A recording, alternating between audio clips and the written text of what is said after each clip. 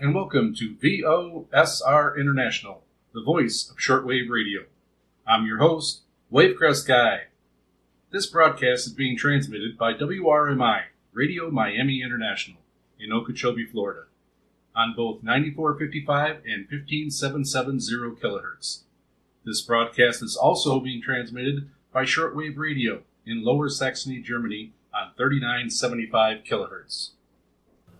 All right, we are going to start out this broadcast with some announcements. First off, we are having a little bit of construction going on here in the condo below us, so you might hear some banging and pounding. It's been kind of intermittent, but you might hear some of that during this broadcast. And I'll try to get rid of some of that noise in the background and make it as minimal as I possibly can. Now for a few reminders, just to how you can stay in touch with VOSR International. You can head over to our Facebook page at VOSR International. You can enter reception reports there. You can join the group. You can post any types of receptions that you have over there, any types of communication, talk about the show, whatever you want to over there. So go ahead and check us out if you are on Facebook. If you are on Reddit, go ahead and check us out at Grundig Shortwave Radio, and you can join that group there. That group has been around longer, so it is a little bit bigger, but go ahead and check us out. It's the same thing. You can post over there, post reception reports about any receptions that you get, talk about the program, and there's a lot of good people over there that can help you out if you're just starting also. So again, that is Grundig Shortwave Radio. You can also go over to our YouTube channel at Wavecrest Guy. I've got all our past broadcasts over there on a playlist, so you can check out all the broadcasts up to the very first one on February 28th of 2025, and they are all there. And just go ahead and check on Wavecrest Guy, and there's also a lot of receptions that I picked up and some radios that I reviewed over there on that channel. And then, of course, there's our website, VOSRinternational.com. Lots of stuff over there you can check out. We do have some merch over there. You can support the channel by getting some merchandise. We've got coffee mugs, T-shirts, hats, notepads, mouse pads, desk pads. So go check it out. Kind of some neat stuff over there.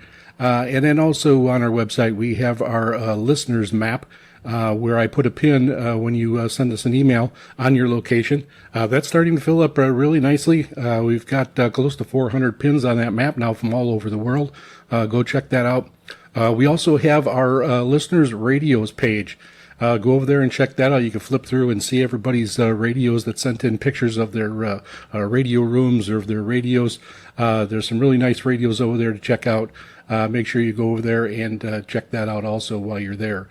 Don't forget, you can sign up for our newsletter, and basically that only comes out when I add something that is going to be important, like either a time change or maybe a frequency change or some type of a new segment or something. So you're not going to be bombarded with a bunch of emails, but you can go ahead and sign up over there to the newsletter for VOSRinternational.com.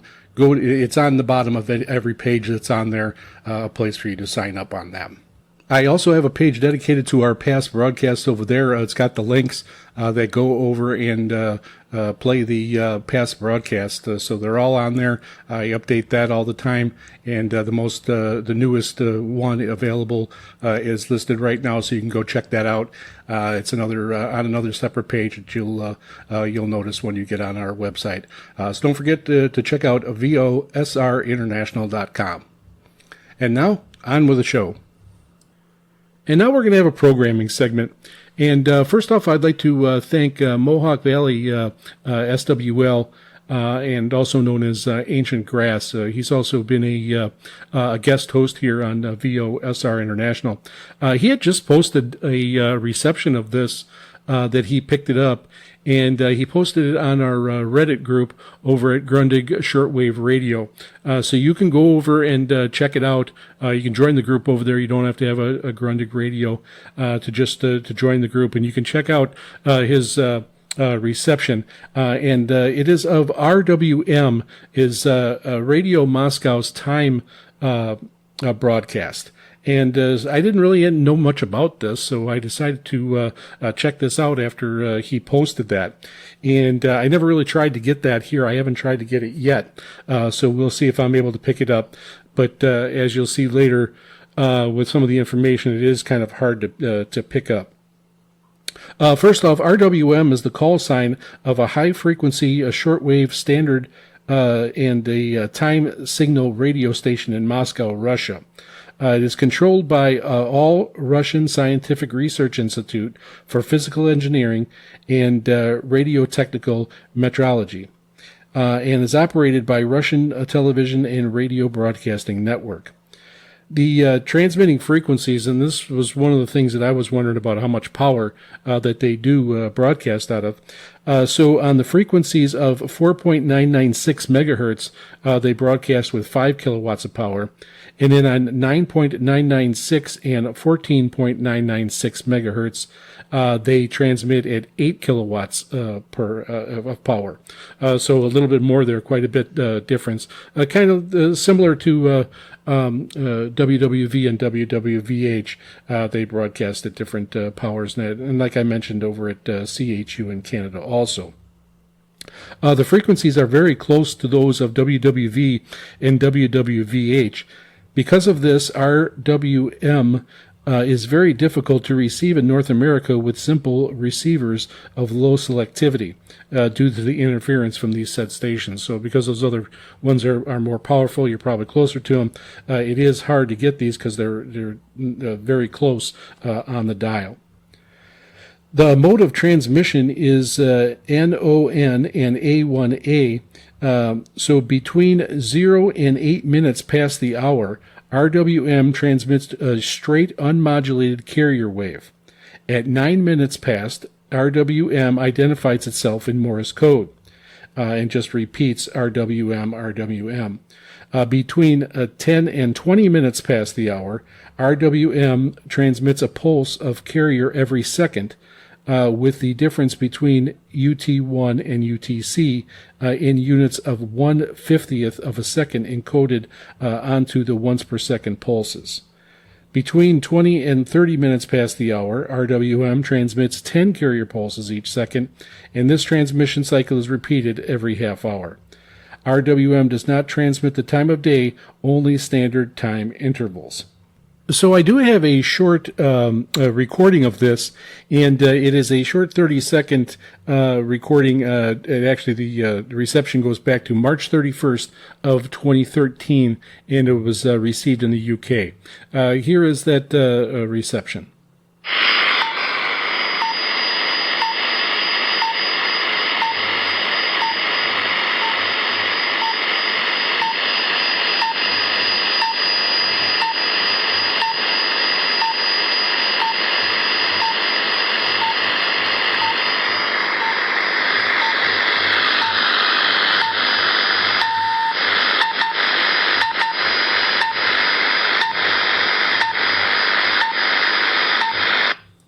So in listening to that, you can really tell the difference between that and WWV and WWVH here in the U.S. It is really kind of distinctive once you've listened to those for so long. And if you would come across this, at first, if you're only caught it a little bit, you might think that it was those. But let me know. Let me know if you've gotten this before, if you've picked this up. I will try to get this over here in Hawaii. I don't really know if I'll be able to over here, but I will give it a try. I'll use my Grundig Satellite 800 Millennium with my K480WLA. It is quite a bit away from this, but we'll see what I can do. But let me know if you've picked this up before. Have you picked up RWM? Out of Moscow, and which frequency did you pick it up on? Did you pick it up on 9.996 or 14.996? That one is broadcasting at 8 kilowatts of power, or did you get it on 4.996 megahertz, and that one is broadcasting at 5 kilowatts per transmission. So let us know, let us know where you're located at. You people over in Europe, this might be a common pickup for you. You might be able to hear this regularly, and it comes in pretty well. And because that's pretty good broadcasting power. Shortwave Gold is broadcasting at 1 kilowatt, and that goes quite a distance. So let us know if you've picked this up and where you were when you did pick it up. I'd be really curious to find out how many people are able to pick up this reception of RWM over in Moscow. So send us an email at VOSRINT@yahoo.com. That's VOSRINT@yahoo.com. Or head over to our website at VOSRinternational.com, and you can click on the mail icon and contact us that way. And now, on to the mailbag. First, we're going to start out with some post over from our Facebook group. That's at VOSR International. And first, we have Moreno from Miami, Florida. And he posted that it was a wonderful show. And he's been picking us up quite a bit lately and doing quite a few posts of receptions that he has been picking up with his various radios down there. Thank you for the post, Moreno. And next we have Gerald from Texas, and he's did some guest host segments on VOSR International, and he posted back on March 27th, picking us up on 94.55 kilohertz on his Grundig Satellite 750 with a whip antenna. And next we have a post from John, who was picking us up with his radio that he got from Goodwill. I mentioned this one before, and you can go over to VOSRinternational.com, check out the radio rigs, listener rigs, and you'll see this radio on there. Really nice radio, and it's picking up the program really well. Thanks for posting, John. And next we have a post from David, who is in Lawrence, Kansas, and he was picking us up on April 3rd on 94.55 kilohertz. He was using a SDR Play RSPDX-R2, and signal was ranging between S8 and S9.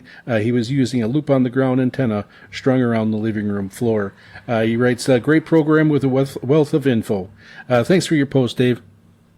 And next we have a post from Scott in Goshen, New York. And he writes, listening to the show on CHU Canada, it was interesting, and I received it on 94.55 kilohertz at 0300 UTC in Goshen, New York. The signal was ranging between S6 and S9 with strong fading to weak signal, but I could hear everything on my ICOM IC756 Pro 3 with a 20-foot wire in my Explorer pickup. Too much QRM in the apartment. Thanks for the post, Scott. It's great that you were able to pick up the program, and sounds like you have a great setup. And then another post from April 4th, listening on 15770 kilohertz. We have Brendan posted that he is listening to the program in New Hampshire. Thanks for the post, Brendan. Then we got right after that, we got another post from Brendan, and he posted, "Hey guys, Nosy Nuri here. Just picked up this new Kingston in Kingston, New Hampshire. Figured I'd check in using a 1941 radio to pick it up. I grabbed a snapshot here, and I did go over and put that picture on our listeners' radios over on our website at VOSRinternational.com. Really a neat-looking radio. You should go check it out." Brendan writes, "Thanks. Honestly, I'm gambling a bit using it, but I have access to tons of tubes and repair amps for fun, so I figured I'd fire it up before it gets a full restoration. I plan on eventually getting into amateur broadcasting, so this is exciting." That is awesome, and really go check out that radio. It is a beautiful radio. Go check it out under the listeners' radios at VOSRinternational.com. Next, we had an email from Christopher, and he writes, "I was listening from Ohio tonight on 94.55 kilohertz, and this was back on April 11th. The show cut out almost precisely at the 0330 UTC mark. Did something happen? Great show as always. And I did not have that happen here over in Hawaii when I was listening to it. I did cut in and out, but I did hear parts of the show. And I didn't have any issues at all on 15770 kilohertz when I was on a Kiwi SDR. And then actually Giorgio writes in and said that it happened to me on 9455 about 10 minutes after the start. Couldn't get it back at all on different radios and antennas in Northwest Indiana. And again, I know I was definitely listening to it after that. So let me know. Keep me posted if you guys are having some issues with picking up the program. This is always good information to know. Giorgio did end out picking up the show on 15770 kilohertz, and he was getting reception 5x8, so it was coming in pretty well then. Thanks for those posts, everyone. Now I'm going to head over to emails, and I had quite a bit. I wasn't able to get them all on last time during that broadcast. So going back, I got one from March 27th's broadcast, and it was from Jimmy Ray, and he picked up the program. He writes 5x5 tonight. I'll check out the other frequencies next week. And listening to me on the World War II BC 348Q and the Allen Co DXR8.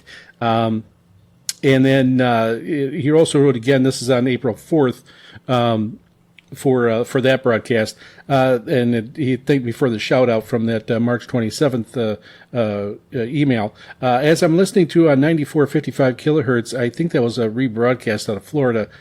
Did try on 2 indicated frequencies, though the QRM was so bad last night, nothing in those bands was heard, but we'll keep trying. He's located in Glendale, Arizona, and usually has quite good reception from Hawaii, and this was one where I when I answered him back, I record the broadcast in Hawaii, and I transferred over to WRMI, who transmits it from Okeechobee, Florida. He also enclosed pictures of his BC 348Q, and that is sitting on a 1929 Majestic console, and the DXR8 is sitting next to the 1923 Edison Bell crystal receiver, and those were attached. So I did take those pictures, and I put them over on our listeners radio page over at VOSRinternational.com. Go over there and check them out. Great radios, really nice. And it's awesome that he's keeping them going and listening to broadcasts with them. And next we have an email from Jeff from Bloomsburg, Pennsylvania.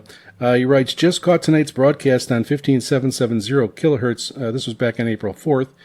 Great show. I really enjoyed the segment on CHU. Here in the Northeast, I have no trouble picking it up. Your broadcast was 5x5 on a Texan PL660 to a 1 meter remote-tuned loop antenna. You said back in early February that you would send me a QSL card. Never did get it. I did get another one in the mail, Jeff, so please let me know when you receive that. And next we have an email from Dave from Rochester, New York, and he's writing from a reception report from April 4th, and he was listening on 15770 kilohertz, and he did summarize the broadcast for the reception report, and he was receiving the broadcast on an ATS-20 Plus, that is SI 4732 based, and the antenna is a 40 meter doublet. Reception was an S9 plus 20. Just like a local reception, he says. I listen every Saturday evening since I first heard you back in February 21st of 2026 on a Hallicrafters S120 that I was restoring, and he really enjoys our broadcasts. Thank you so much, Dave, and thanks for being a regular listener. And next we got a couple emails from our regular listener, Adrian, over in Malta, and this was back from April 6th. VOSR International via shortwave on 15770 kilohertz using a Texan PL660 and a long wire of 27 meters. Definitely still the same. Reception not good. SINPO of 33333. He's definitely going to be sticking to the Thursday broadcast out of Shortwave Gold out of Lower Saxony, Germany. So at least you're able to get a consistent broadcast that way. Thanks, Adrian.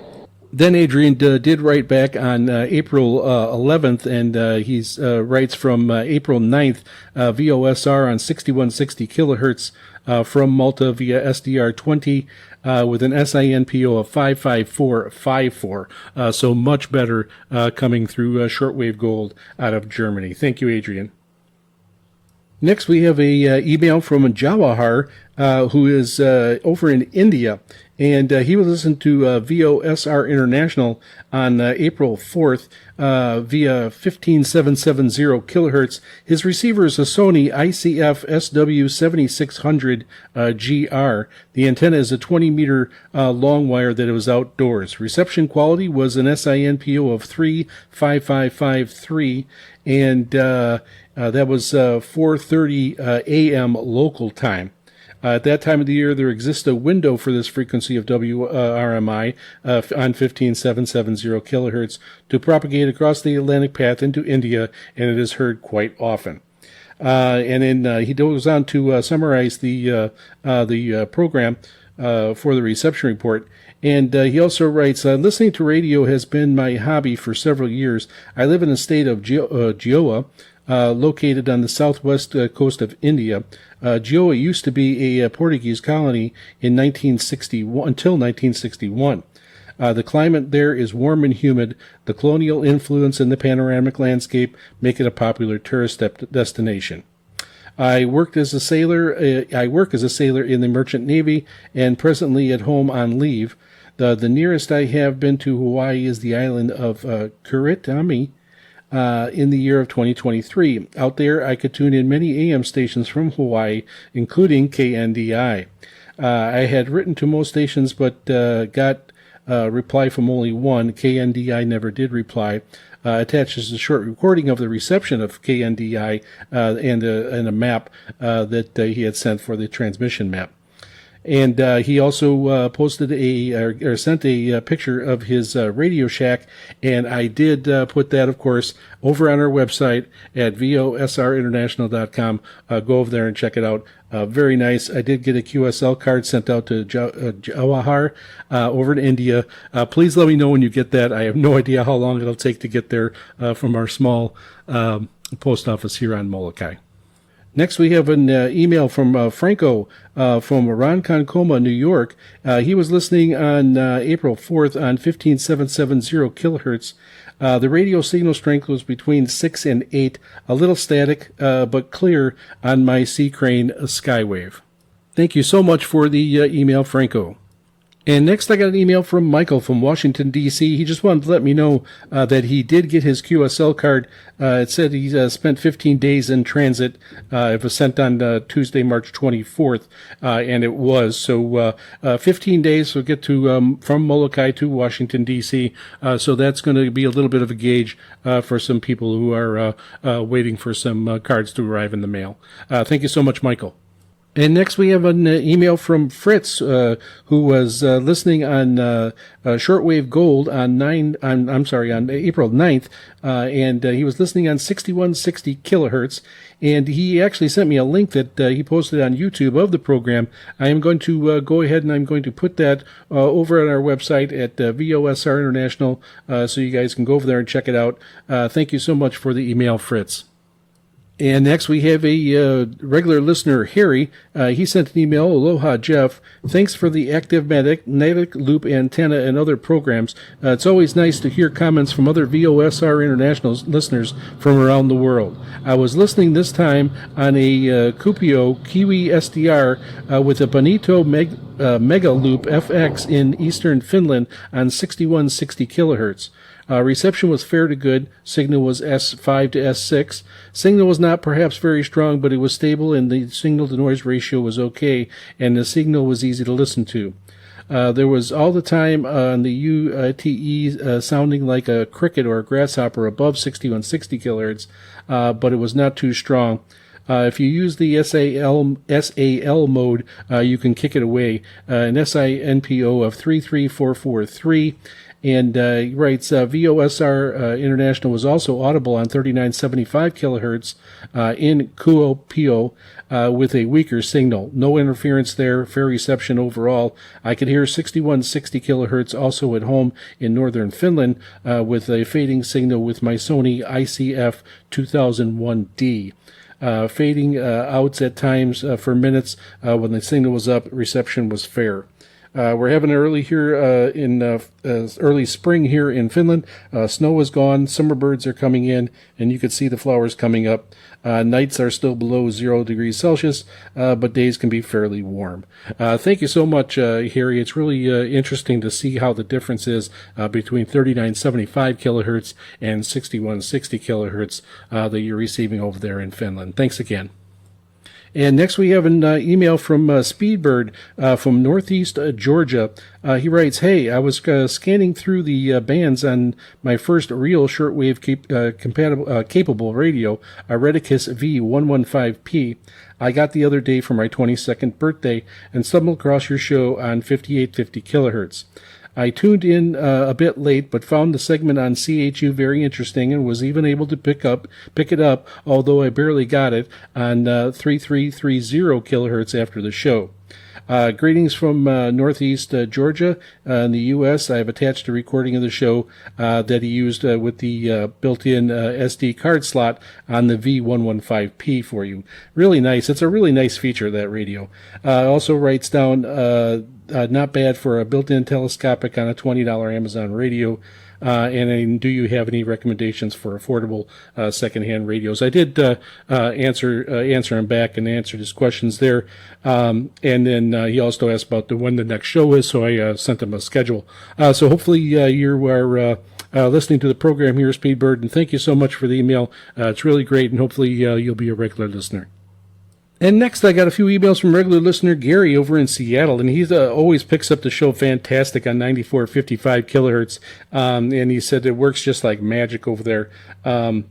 He writes, I don't know how it made it to me under these circumstances, but he sent me a picture of the QSL card that he ended up getting, and it had a whole mess of different stamps on it from the post office, that postage due and unable to deliver and a whole mess of stuff, but he did ended up getting it, which is really nice. And then he also writes that he took my advice on the Caswell Massey products, shaving products, actually, that I mentioned during a broadcast a couple of weeks ago.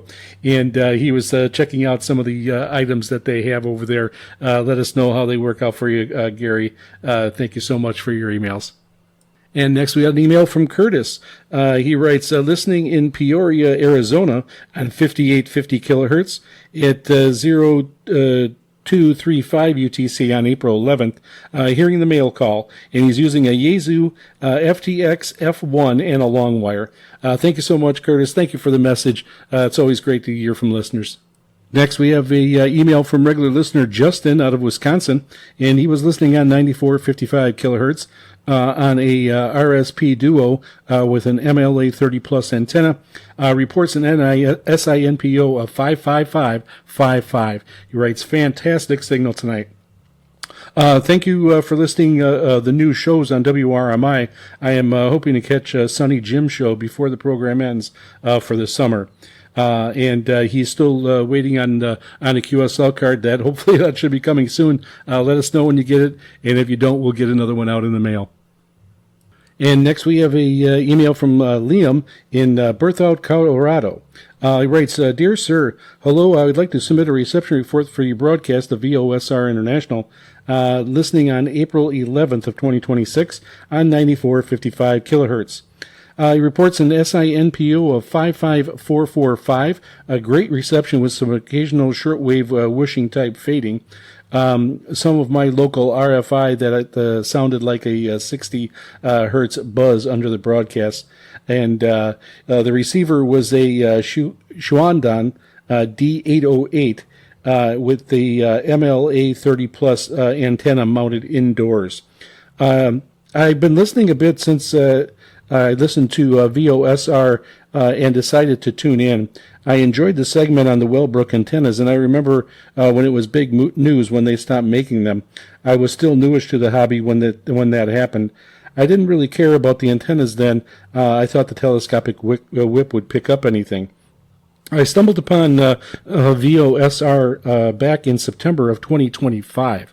And I think I taped the show on cassette tape. I enjoyed the program then, and I enjoy the programs now. I heard from a listener who listens to your show that you post pictures on your website of listeners' receivers, and I have a couple of photos to send, hopefully to add to the collection. The first two photos are of my D808 and the MLA 30 Plus antenna during the night of reception. The third photo includes my Sony CFS W470 boombox, which is one of my two options for recording shortwave stations. Thank you so much, Liam.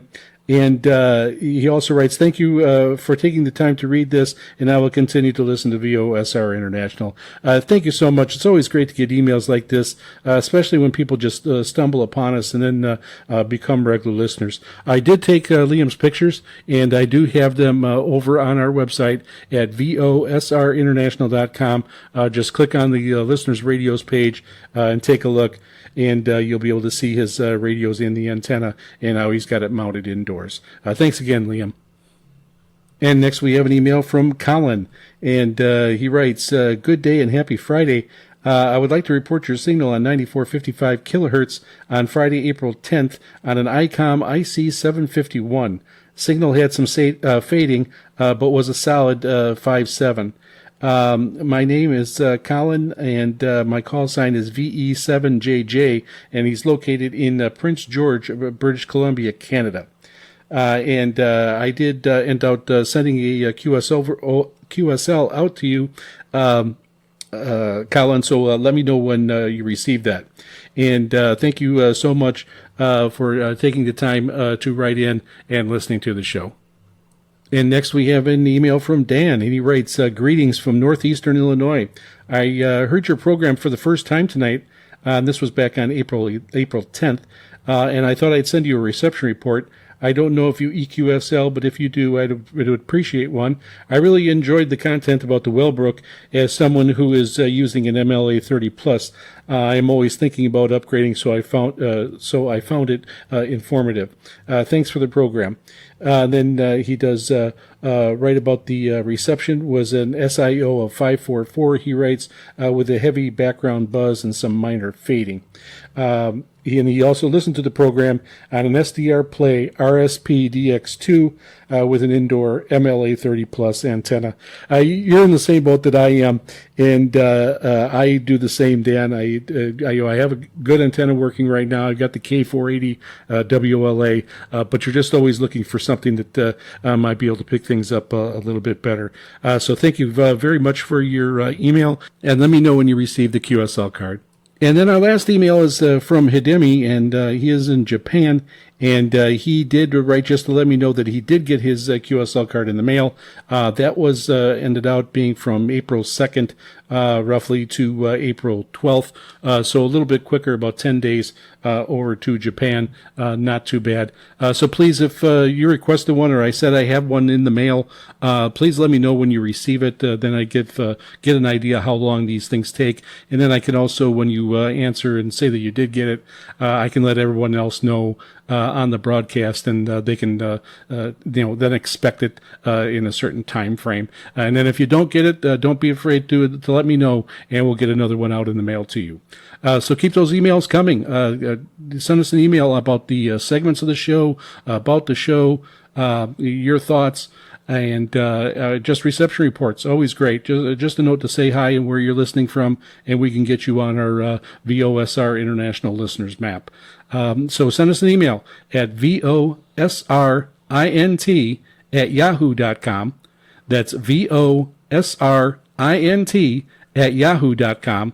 Or head over to our website at VOSRinternational.com. You can click on the mail icon and contact us that way.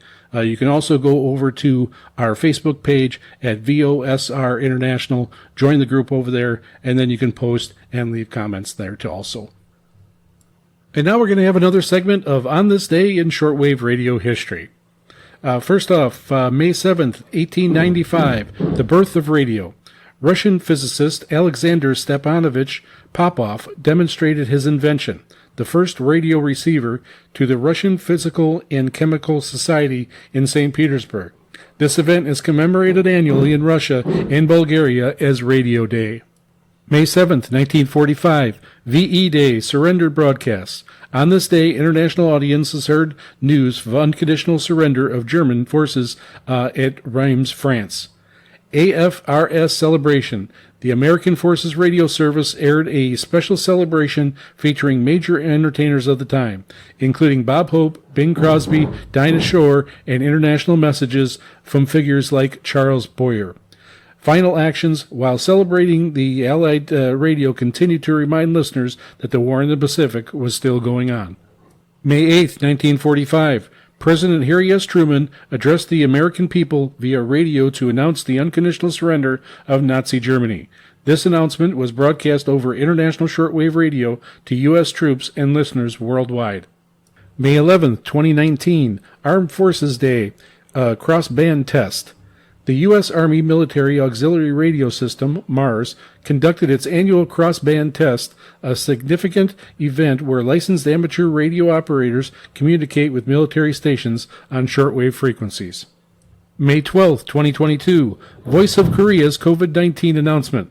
The Voice of Korea's English service was recorded on this day, broadcasting to North Korea's official acknowledgement of its first COVID-19 outbreak, identifying the Omicron BA.2 variant as the most serious emergency case of the state.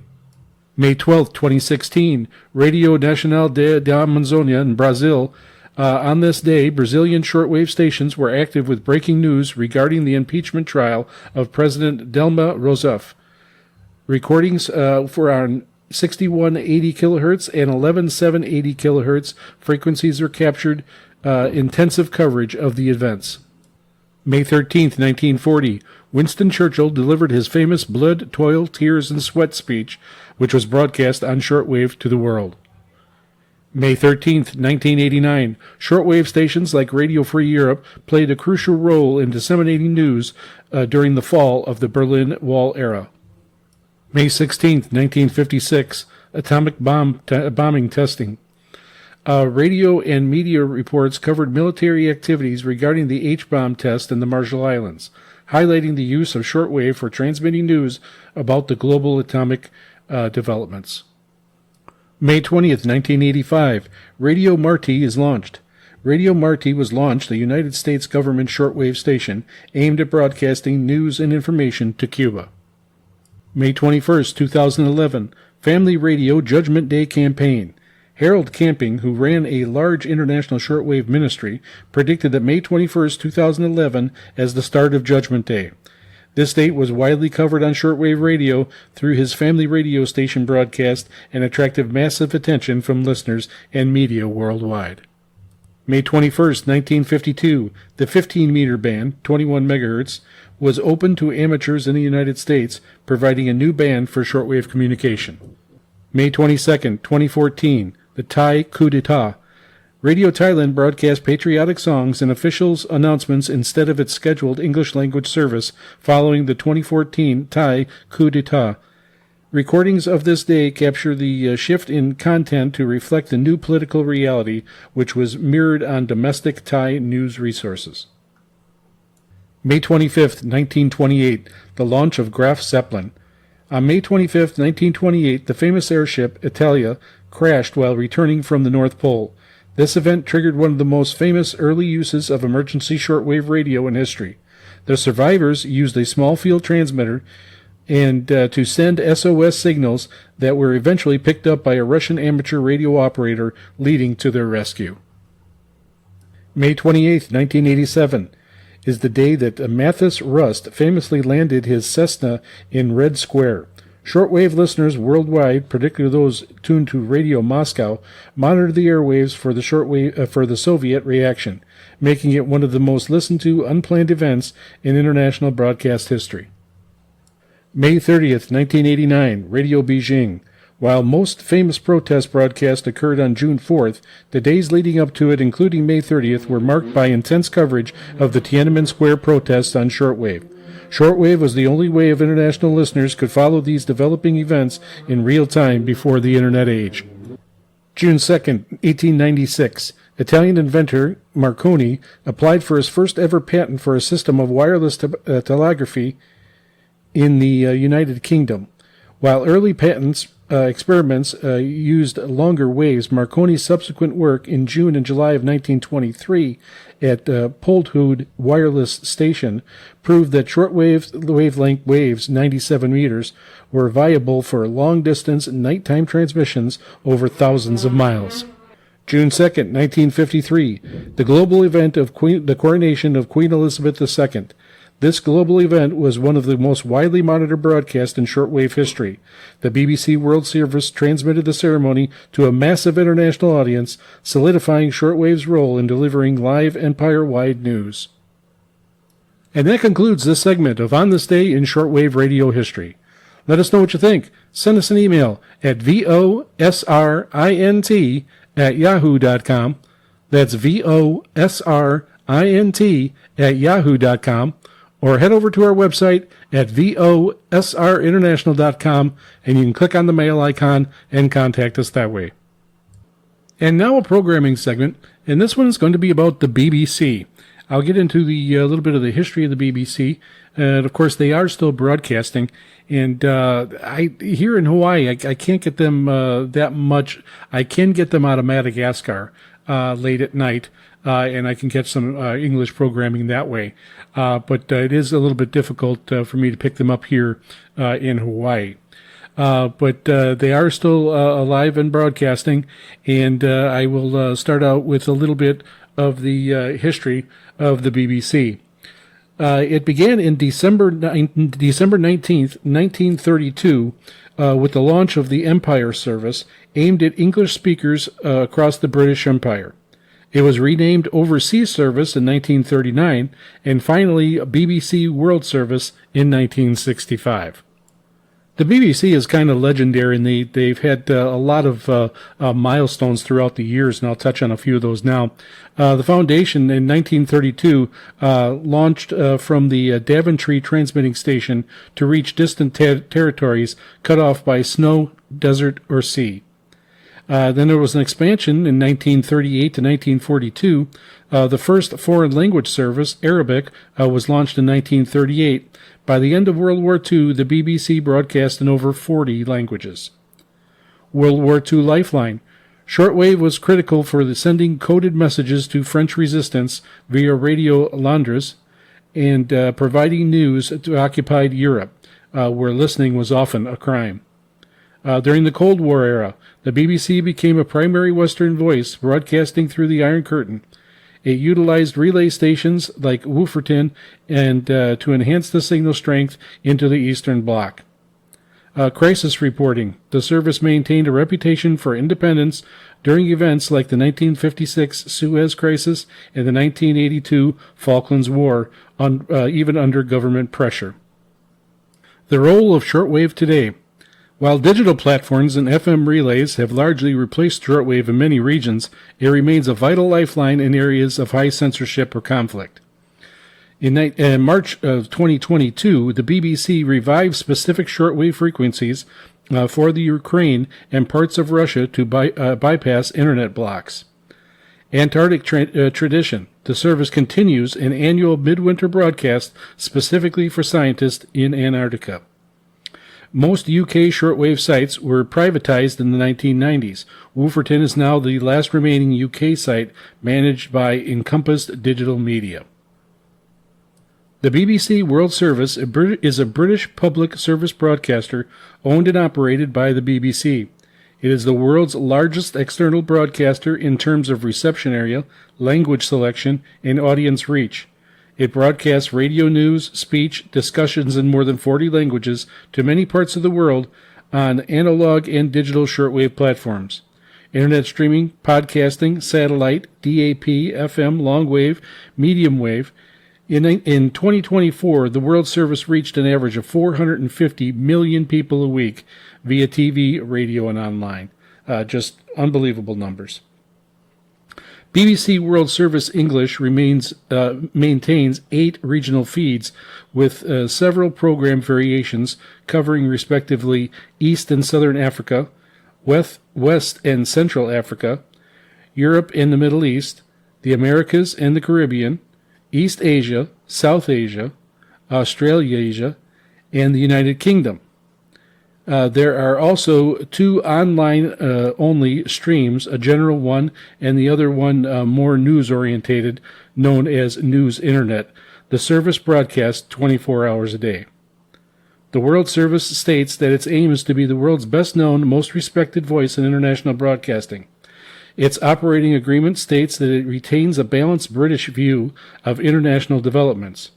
Former director Peter Horrocks visualized the organization as a fighting for information war or soft power against Russian and Chinese international state media, including RT. As such, the BBC has been banned in both Russia and in China, the former following the 2022 invasion of the Ukraine. The director of the BBC World Service is John Munro. The controller of the BBC World Service in English is John Sicca. So the early years. The early years of the BBC World Service began on December 19th of 1932 as the Empire Shortwave Service, broadcasting on shortwave aimed principally at English speakers across the British Empire. In his first Christmas message, and I played this on the VOSR International, King George V characterized the service as intended for men and women so cut off by the snow and desert or the sea that only voices out of the air can reach them. First hopes of the Empire service were low, the Director General Sir John Wright said in the opening program. He said, "Don't expect too much in the early days. For some time we shall transmit comparatively simple programs to give the best chance of intelligible reception, and provide evidence as to the type of material most suitable for the service in each time zone. The programs will neither be very interesting nor very good." There's some honesty. This address was read about 5 times as the BBC broadcast it live to different parts of the world. And then along came World War II. The BBC would continue to claim independence from the government during the war. But as Asa Briggs noted, a complete picture of the wartime BBC would have to include persistent references to the various connected agencies of the government, chiefly Political Warfare Executive, responsible for all broadcasts to Europe. On January 3, 1938, the first foreign language service was launched in Arabic. Programs in German, Italian, French began broadcasting on September 27th of 1938, projecting the British quest for peace in the days prior to the conference on the Munich Agreement. By the end of 1942, the BBC started broadcast in all major European languages. The Empire Service was renamed BBC Overseas Service in November of 1939, supplemented by the addition of the dedicated BBC Europe Service from 1941. Funding for these services, known administratively as the external services of the BBC, came not from domestic licensing fee, but from government grant in aid. The external services broadcast propaganda during the Second World War on the German language service. Londoner Redfunk, especially against Nazi rule, believed in the early days of the war at least to have weak support. Its French service, Radio Londres, also sent coded messages to the French resistance. George Orwell broadcast many news bulletins on the Eastern Service during the Second World War. The Belgian government in exile broadcast from Radio Belgique. The Cold War, 1956, the Hungarian uprising held enormous implications for international radio broadcasting as it related to Western foreign policy during the Cold War. Western broadcast, especially the U.S.'s RFE, incited an expectation of support that had already been decided against by President Eisenhower. The BBC, unlike other broadcasters, did not lose credibility in the crisis. It showed sensitivity and acted as its own censor when diplomacy may have been jeopardized otherwise. In stark contrast, stood BBC's reporting on the Suez Crisis of the same year. Although the British government tried to censor the BBC, it continued to even-handedly reporting on both home as well as foreign audiences. The row had the government seriously consider taking over the service when the Prime Minister Anthony Eden wanted to ensure that only the government line, the British and French only invaded Egypt to keep the peace because its President Nasser was breaking international law, would reach the home and its international audience. By the end of the 1940s, the number of broadcast language has expanded and the reception had improved. Following the opening of a relay in Malaysia and the Limassol relay in Cyprus in 1957. Also in 1957, a number of foreign language services were discontinued or reduced.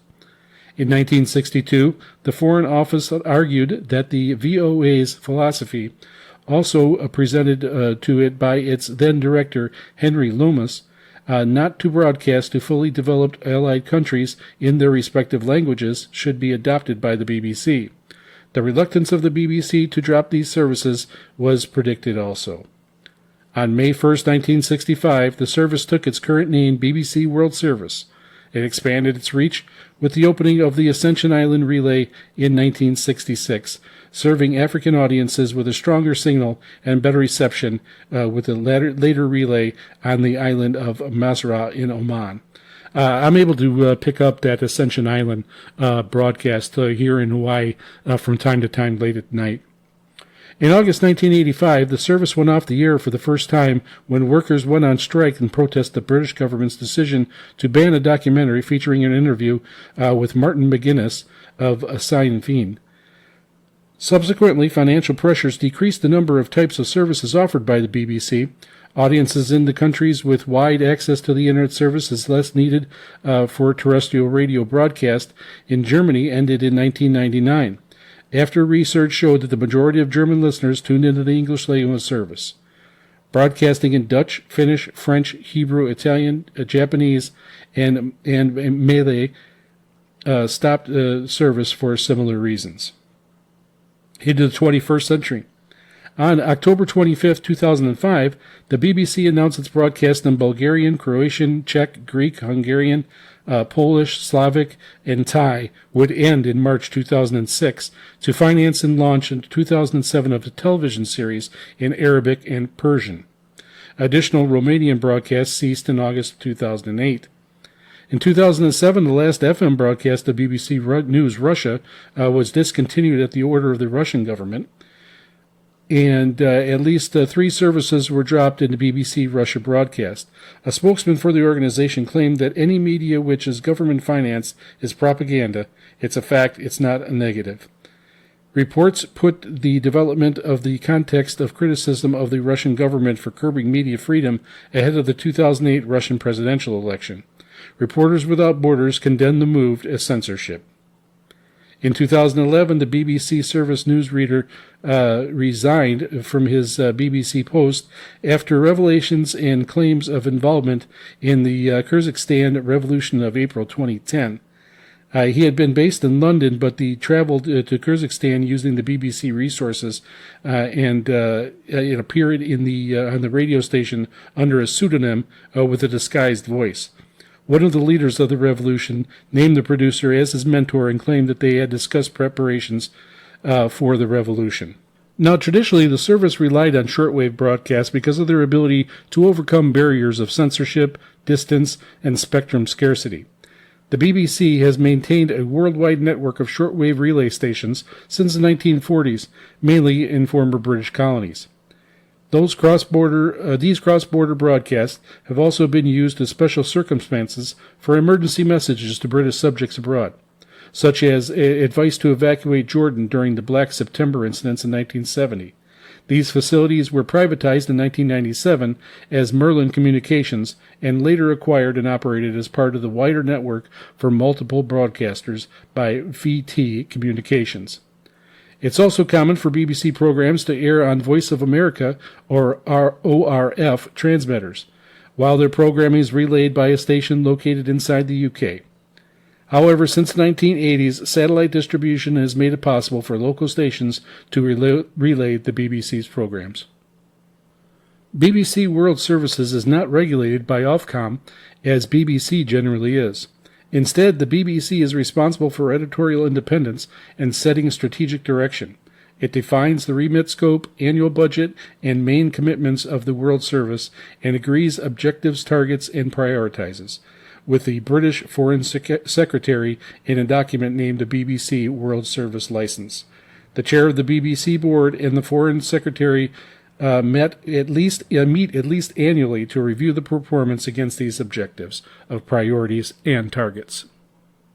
For several decades, the World Service's largest audiences have been in Asia, the Middle East, Near East, and South Asia. Transmission facilities in the UK and Cyprus were supplemented by the former BBC Eastern Relay Station in Oman and the Far East Relay Station in Singapore, formerly in Malaysia. The East Asian Relay Station moved to Thailand in 1997 when Hong Kong was handed over to Chinese sovereignty.